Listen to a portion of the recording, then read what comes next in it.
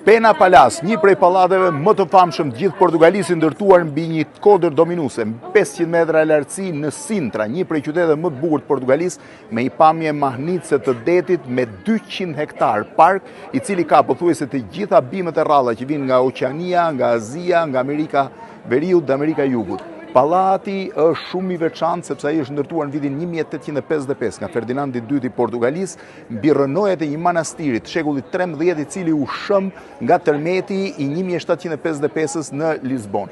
Pallati ka 4 stile arkitektonike që e bëjnë atë si një kështjell të Disneylandit. Shiheni pak, pra ka stilin barok, ka stilin neoklasik, ka stilin e rilindjes dhe stilin maur, pra maroken, të cilët e kanë sunduar rreth 700 vjet Portugalinë. Është një nga pallatet më të famshme dhe të gjithë botës, ishte rezidencë verore Ferdinandit II dhe pamja e tij është absolutisht mahnitëse. Mjafton të vish në këtë drejtim për të kuptuar se si është i gjithë pallati dhe se si janë për shembull kopshtet e tij, që sikur se thash, janë me pemë që vinë nga të gjitha vendet e botës. Prej këtu mund të shohësh pastaj Lisbonën dhe detin, nga Pena Palace në Sintra, Portugal.